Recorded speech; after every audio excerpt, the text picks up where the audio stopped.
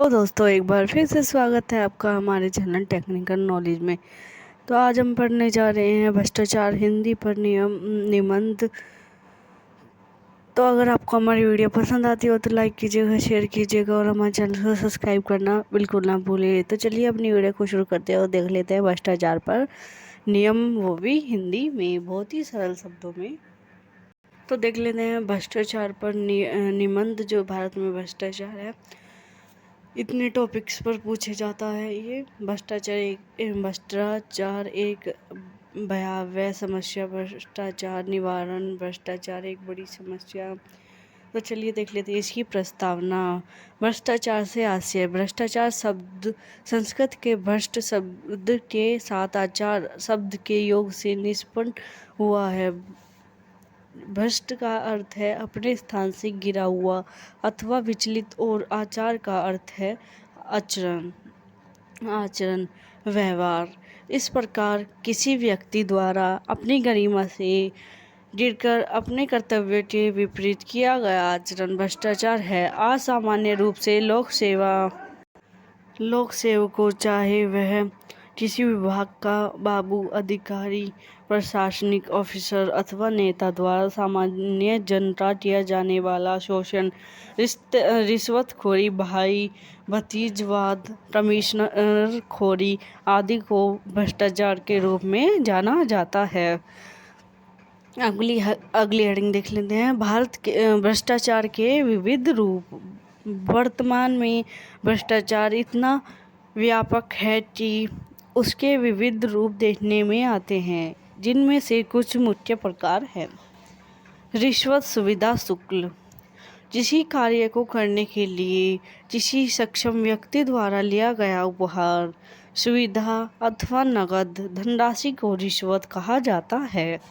इसी को साधारण भाषा में घूस और सभ्य भाषा में सुविधा शुल्क भी कहा जाता है। अपने कार्य को समय से और बिना किसी परेशानी के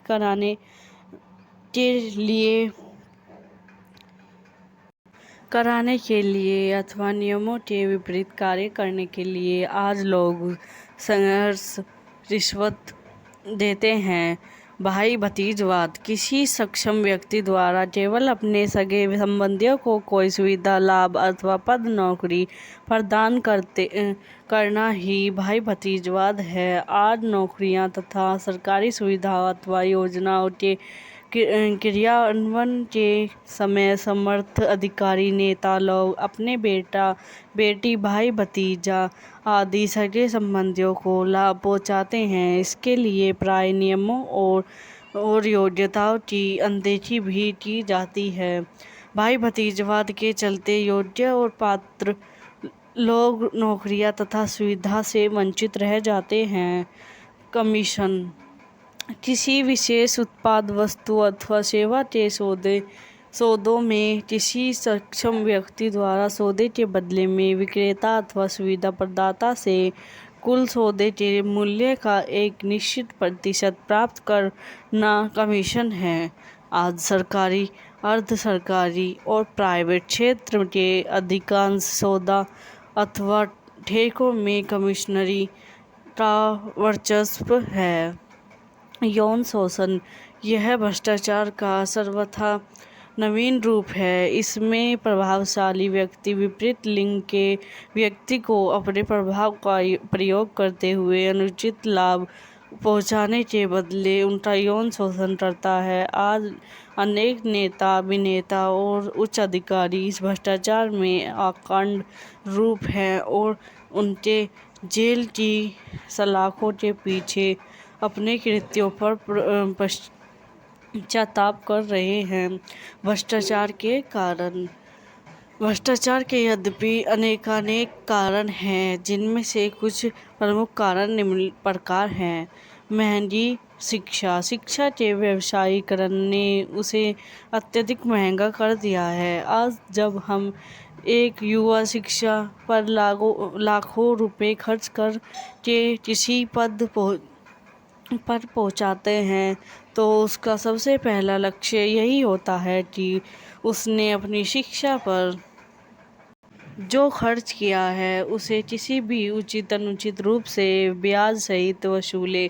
उसकी यही सोच उसे भ्रष्टाचारी के दल में धकेल देती है और फिर वह चाहकर भी इससे निकल नहीं पाता। लचर न्याय व्यवस्था भी भ्रष्टाचार का एक मुख्य कारण है। प्रभावशाली लोग अपने धन और भुजबल के सहारे अरबों खरबों के घोटाले करके साफ बच निकलते हैं, जिससे युवा वर्ग इस बात के लिए प्रेरित होता है कि यदि व्यक्ति के पास पर्याप्त धन बल है तो उसका कोई कुछ नहीं बिगाड़ सकता। बस यही धारणा उसे अकूत धन प्राप्त करने के लिए भ्रष्टाचार की अंधी गली में धकेल देती है, जहां से वह कभी निकल नहीं पाता। जन जागरण का अभाव। हमारे देश की बहुसंख्यक जनता अपने अधिकारों से अभिज्ञ है, जिसका लाभ उठाकर प्रभावशाली लोग उसका शोषण करते रहते हैं और जनता चुपचाप भ्रष्टाचार की चक्की में पिसती रहती है। विलासितापूर्ण आधुनिक जीवन शैली। पाश्चात्य सभ्यता की विलासितापूर्ण जीवन शैली ने अपनी चाकाचौंध से युवा वर्ग को अत्यधिक प्रभावित किया है, जिस कारण वह अतिशीघ्र भोग विलास के सभी साधनों को प्राप्त करके जीवन के समस्त सुख प्राप्त करने का मोह नहीं छोड़ पाता। शिक्षा प्राप्ति के पश्चात जब यही युवा वर्ग कर्म क्षेत्र में उतरता है तो सभी प्रकार के उचित अनुचित हथकंडे अपनाकर विलासिता के समस्त साधनों को प्राप्त करने में जुट जाता है और वह अनायास ही भ्रष्टाचार को आत्मसात कर लेता है। जीवन मूल्यों का ह्रास और चारित्रिक पतन। आज व्यक्ति के जीवन से मानवीय मूल्यों का इतना ह्रास हो गया है कि उसे उचित अनुचित के भेद ही नहीं दिखाई देते। जीवन मूल्य के इसी ह्रास ने व्यक्ति का इतना चारित्रिक पतन कर दिया है कि पति पत्नी, पिता पुत्र, माता पुत्री, पिता पुत्री, भाई बहन तथा भाई भाई के रिश्तों का खून आज साधारण सी बात हो गई है। भ्रष्टाचार दूर करने के उपाय। भ्रष्टाचार को रोकना आज यद्यपि विश्वव्यापी समस्या बन गई है और भले ही इसे समूल नष्ट न किया जा सके, तथापि कुछ कठोर कदम उठाकर इस पर अंकुश अवश्य लगाया जा सकता है। भ्रष्टाचार को दूर करने के कुछ मुख्य उपाय इस प्रकार हैं। जन आंदोलन। भ्रष्टाचार को रोकने का सबसे मुख्य और महत्वपूर्ण उपाय जन आंदोलन है। जन आंदोलन के द्वारा लोगों को उनके अधिकारों का ज्ञान फैलाकर इस पर अंकुश लगाया जा सकता है। कठोर कानून व्यवस्था। कठोर कानून व्यवस्था बनाकर ही भ्रष्टाचार पर रोक लगाई जा सकती है। यदि लोगों को पता हो कि भ्रष्टाचार करने वाला कोई भी व्यक्ति सजा से नहीं बच सकता, भले ही वह देश का प्रधानमंत्री अथवा राष्ट्रपति क्यों न हो, तो प्रत्येक व्यक्ति अनुचित कार्य करने से पहले 1000 बार सोचेगा। निःशुल्क उच्च शिक्षा। भ्रष्टाचार पर पूरी तरह अंकुश तभी लगाया जा सकता है जब देश के प्रत्येक युवा को निःशुल्क उच्च शिक्षा का अधिकार प्राप्त होगा। पारदर्शिता। देश और जनहित के प्रत्येक कार्य में पारदर्शिता लाकर भी भ्रष्टाचार को रोका जा सकता है, क्योंकि अधिकांश भ्रष्टाचार गोपनीयता के नाम पर ही होता है। सूचना का अधिकार इस दिशा में उठाया गया एक महत्वपूर्ण कदम है। कार्यस्थल पर व्यक्ति की सुरक्षा और संरक्षण। कार्यस्थल पर प्रत्येक व्यक्ति को अपने अधिकार और कर्तव्य का निर्वाह करते हुए कार्य करने के लिए यह आवश्यक है कि उसे पर्याप्त सुरक्षा तथा संरक्षण प्राप्त हो, जिससे व्यक्ति निडर होकर अपना कार्य पूर्ण कर ईमानदारी के साथ अपना कार्य पूर्ण कर सके। नैतिक मूल्यों की स्थापना करके भी भ्रष्टाचार पर अंकुश लगाया जा सकता है।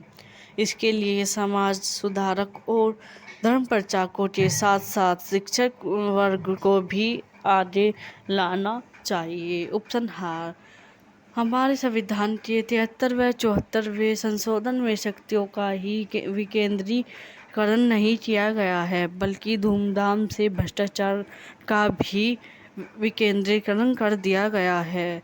पश्चिमी देशों में किसी राजनेता का भ्रष्टाचार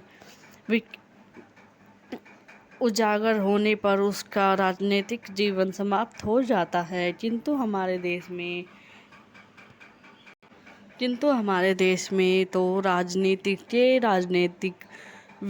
जीवन की शुरुआत ही भ्रष्टाचार से होती है। जो जितना बड़ा भ्रष्टाचारी और अपराधी, वह उतना ही सफल राजनीतिक।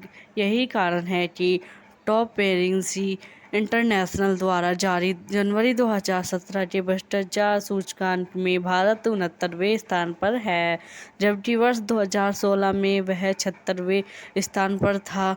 भ्रष्टाचार के क्षेत्र में अपनी इन उपलब्धियों के सहारे हम विकासशील से विकसित देश का दर्जा प्राप्त नहीं कर सकते। हम तभी विकसित देशों की श्रेणी में सम्मिलित हो सकते हैं जब भ्रष्टाचार के क्षेत्र में न्यायिक तराजू पर राजा और रंक एक ही पलड़े में रखे जाएंगे। तो ये था हमारा भ्रष्टाचार पर निबंध। तो मिलते हैं अगली वीडियो में। अगर आपको हमारी वीडियो पसंद आती हो तो लाइक कीजिएगा, शेयर कीजिए और हमारे चैनल को सब्सक्राइब करना मत भूलिएगा। Thanks for watching. चलिए मिलते हैं अपनी अगली वीडियो में।